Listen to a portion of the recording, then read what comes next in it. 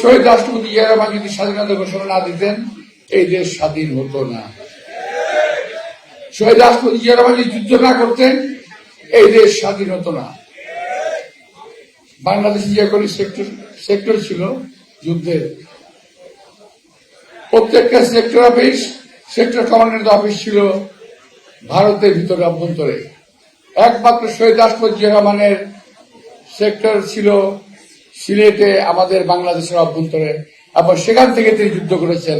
উনি শুধু sector commander ছিলেন না, উনি স্বয়ং যুদ্ধ করেছেন অস্ত্র হাতে।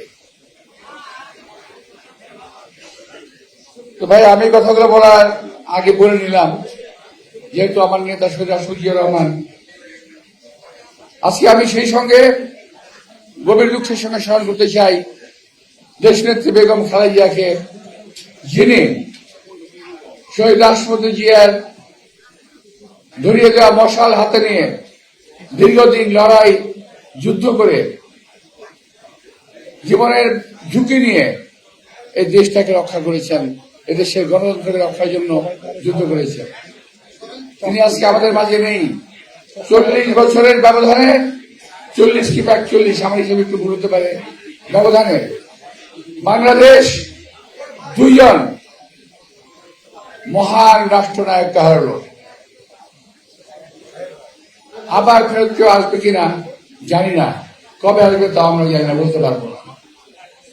বাংলাদেশ একটা যখনই ক্রান্তি লগ্নে ছিল পড়েছে, তখনই প্রয়োজন পড়েছিল শহীদ রাষ্ট্রপতি জিয়া রহমানের, তখনই প্রয়োজন পড়েছিল দেশনেত্রী বেগম খালেদা জিয়ার। আজকে আমরা আরেকটি ক্রান্তি লগ্ন অতিক্রম করছি। প্রিয় ভাইরা, এই ক্রান্তি লগ্ন আমরা আমাদের দেশে, আমাদের বর্তমান চেয়ারম্যান তারেক রহমানের নেতৃত্বে আমরা এই ক্রান্তি লগ্ন পার করতে চাই এবং আমাদের পার করতে হবে। আমি আজকে আমার নেতৃবৃন্দ এখানে আছেন, আমি ওনাদের কাছে একটি অভিযোগ করব না, আমি আমার একটা আশঙ্কার কথা ব্যক্ত করছি, যেটা আমি শুনেছি এবং আমি বুঝতে পারছি।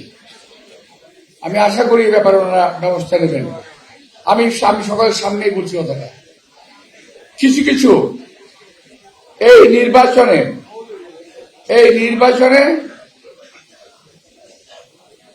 কিছু কিছু সিট, কিছু কিছু দলের ইলেকশন ইঞ্জিনিয়ারিং এর মাধ্যমে তারা জয়লাভ করার চেষ্টা করবে, নিয়ে যাবে জবরদস্তি করে। আমি আশঙ্কা করছি এবং আমি শুনেছি, আমি জেনেছি, আমি প্রমাণ দিতে পারবো না শেষ হওয়ার পর্যন্ত, কিন্তু কথাটা বাস্তব। দুটি রাজনৈতিক দল, একটি দল বড়, আরেকটি দল তাদের বাচ্চা, আমি নাম বলতে চাই না। একটি হলো বাচ্চা, আরেকটি বড়।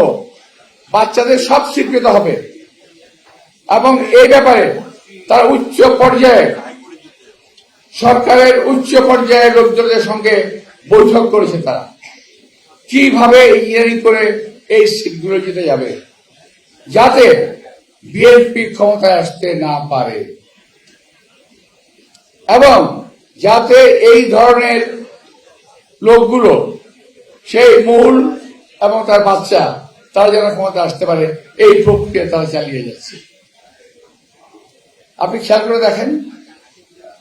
করে দেখেন এদের নির্বাচনী প্রক্রিয়া এবং প্রচারণা অত্যন্ত দুর্বল, নাই বললেই চলে। তারপরেও তারা হুঙ্কার ছাড়ে, তারা এই ক্ষমতায় যাবে, তারা এই জিতবে, তারা এই দেশ চালাবে।